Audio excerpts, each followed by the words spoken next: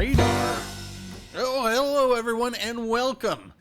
I am Jerk and this is the Fat Finger Show. I hope everyone's doing well. Today's a big day in the WoW's community as we get the March patch, and there is a lot to process in there. I haven't played any of the buff ships yet. I have played a couple of matches in the Albemarle and exactly one match with Orko, heroic court magician. Who wrote this? Come on. That is a cheap laugh. It's the Orkin. So we have a lot of guests we need to get booked, but tonight's guest we had to get first because they're only in port for 1 week and 1 week only. And then it's arrivederci for another month. I mean, if you want them. And I think you will. So let's bring them out here, ladies and gentlemen. The premium tier 7 Russian light cruiser, and not at all what I was expecting. Give it up for Ochakov. Now, I don't know about you all, but when I read the patch notes and read the descriptions of this ship, it sounded like another Russian light cruiser hanging out on the corners, slanging rocks and HE back with its brothers from some other mother Russia, Kutuzov and Chapayev, and while I guess you could do that to some degree, you'd be missing out on all the fun. And to navigate the roads to Funtown, let me show you who's driving the short bus today and what Mom has packed for lunch. We've got Makarov, Holling, Scott, and Yamamoto today, but I've been playing with Kuznetsov as well, and you know, I like them both on this ship. With Kuznetsov, I feel the guns are more reliable and your aim is truer, where with Makarov you can pull some real cunning stunts like a fakey backside pop shove it. The speed and agility really shine, and that right there is the sign of a cruiser I know I'm going to enjoy. One which is capable of being tailored to fit me like the finest suit from Men's Warehouse. You're gonna like the way you look. I guarantee it. As you will recall in the patch notes, it was stated that the Citadel profile was narrow and could result in battleships overpenning you, and my initial fear was that this would become another ship with a ghost Citadel like a goddamn Wichita, but after going out and trying some stupid human tricks, I can tell you the Citadel does in fact exist, and you are quite capable of being blapped by a Richelieu at 6 kilometers. So that fear of this being ridiculously powerful there is put to rest. But it is true that while they managed to pack in a ton of fun on this ship, to do so required leaving off the armor, because it doesn't have very much. Your deck is 27 millimeters, so you might be able to bounce some 15-inch shells at range there, but everywhere else, yeah, you're going to feel it if they can hit you. And that's why I think you'll see plenty of backline Bettys in this ship. The skill floor gets lower and lower the further away you are, but the trade-off for that is that your fun gets lower and lower too. Alright, let's get to this match. We're on Shards, which, as you can tell, has had its spawns tuned to the most rockin' chord of all in E. Side note, apparently there are some issues with the legendary spawns on this map now, so keep an eye out for that, but you get what you deserve for playing legendary tier. Anyway, I spawned at the best spawn, B spawn, and I mashed the radar, not because of fat fingers, but because I wanted to test these newly tuned spawns, and is it different? Maybe. I know you used to be able to radar the opposite B spawn at the beginning of the game, and I still think I could have if I had spawned in the forwardmost position, but I don't know. Maybe they're a little further back. It didn't matter to me because I did what I always do on B, and that is get on the spawn and prepare for fun. And in doing so, we chased off that red Orkin, we peppered the Turpits until it was sunk, we dodged its shells importantly, and we peppered that Fletcher, and now we get to deal with the Baltimore using AP.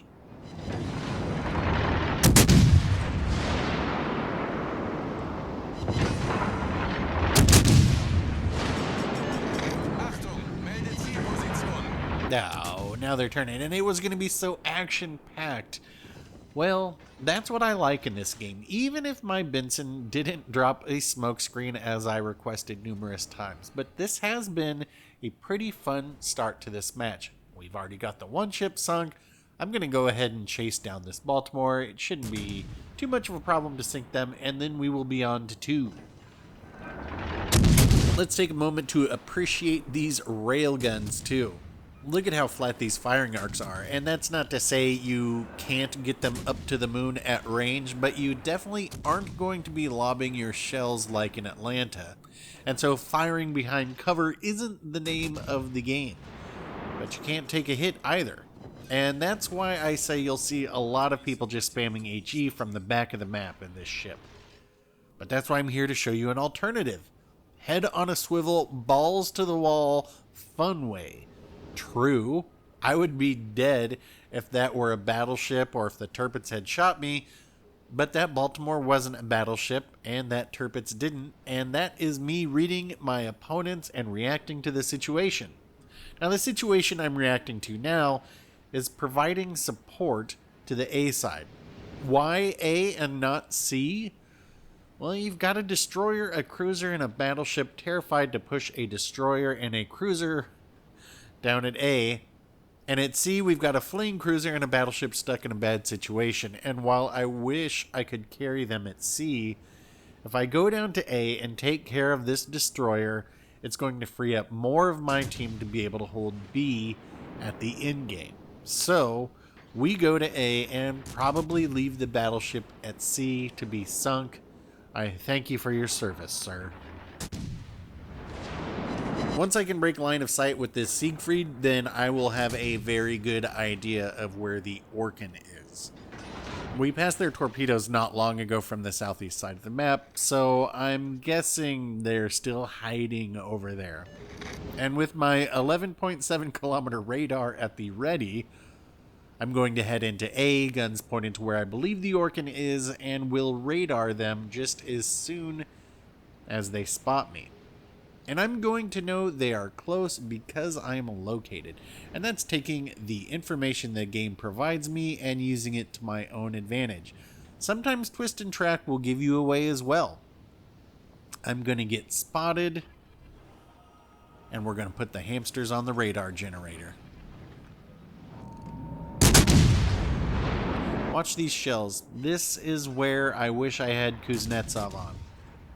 These shell groupings, they are just not as tight as Kuznetsov provides, and they're going all over the place like the champagne will once the clubs are open again, and I can go out and celebrate with this YouTube money, keep the Andre popping all night long. So we just get number 3. Now we got to deal with this Siegfried, or hope that they don't deal with us, more likely. If this were the Kutuzov or the Shapayev, then I would not be dirty dancing as well as I am. But you're going to see what happens when the bad ship touches me in a place I don't like, which is anywhere. It's not a citadel, but it is a big enough hit for the ears to be ringing. But nobody puts baby in the corner. So I've switched over to AP for a reason, and I'm going to have the time of my life. And I've never felt this way before. Alright, this Siegfried is actually going to ground themselves. And oops, well, aim for the soft sides.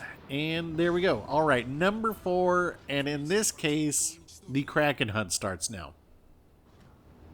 In the Kraken scheme of things, I'm feeling pretty good. And I'm feeling even better looking up to see our solo battleship from C has managed to survive, which, nice work. That cannot be easy when being chased by 3 ships. The end game is going to happen at B, and I'm going to try and get into a spot to secure my Kraken by melting this red Massachusetts like the Wicked Witch of the West, only instead of water I'll be using HE. And at this point I'd like to say that I'm not positive I'll be using Equilibrium of Power on this ship, though I am currently. If I remember correctly, my chances to start a fire without it are around 17%. Don't quote me on that. But it is high enough that when I was playing with it off, and I'm pumping out shells every 4-point-something seconds, that, you know, that's a lot of fires. I'm just not sure that it's needed. But again, maybe that's a reason I'm enjoying this ship so much. This is just another option in its impressive toolkit that you can customize this ship how you want.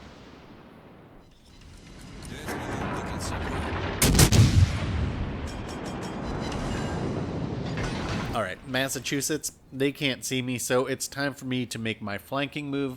I want to make a beeline north and get around that island to create a crossfire and to make sure I have shots on the other ships in case anything in this hunt should go pear-shaped.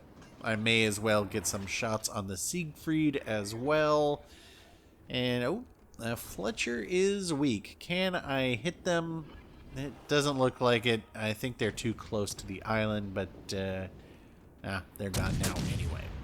So, anyway, yeah, let's focus that Massachusetts who we look in.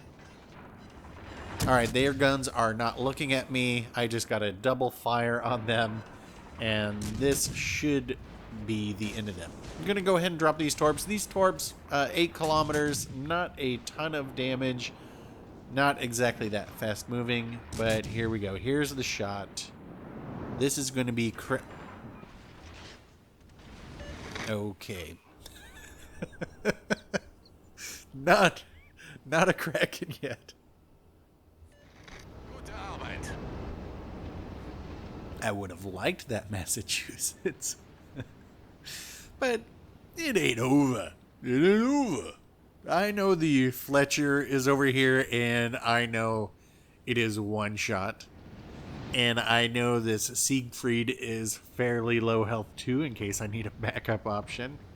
And I've got some pretty good speed with this build too. I don't think it can quite hit 40 knots, but again, we don't do stats here on this show.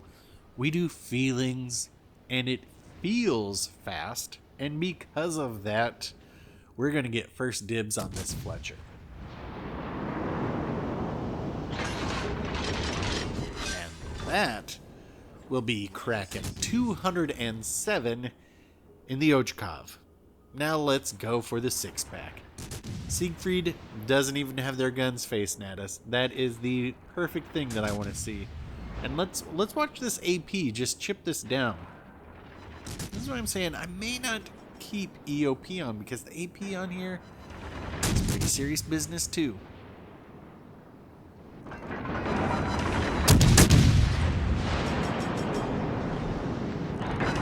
Ugh, I keep hitting the belt there instead of the soft part that I'm looking for. Pick up the Confederate. Here we go for the 6-pack. For the 6-pack. Ugh. Alright, scoreboard and final thoughts. We walk away with 3,096 XP for a very good game, and a decent showing by both teams down most of the line. Final thoughts on this ship. I like it. I like it a lot. And I wasn't honestly sure that I'd be getting Admiralty backing for this one, but after this morning and putting in 75,000 XP, I did. There is no chance that I will regret that. And if you like fun, fast, fragile, and nimble cruisers, I think you'll get a kick out of this one as well. I know I will definitely miss it once Ouija takes it back. Alright, well that's going to wrap it up for this one. Questions, comments, curses, leave them down below. If you enjoy getting right up there in a glass cannon, hit like. If you prefer to keep your cruisers behind a Jean Bart at the back of the map, hit dislike. To not miss our upcoming interviews with Orko, come on guys, again, Orkin, or Albemarle, or Duca, or anyone else, then exercise your digits and click subscribe. Thanks for watching, everyone. I'll get back out there for another one soon, and we will talk then.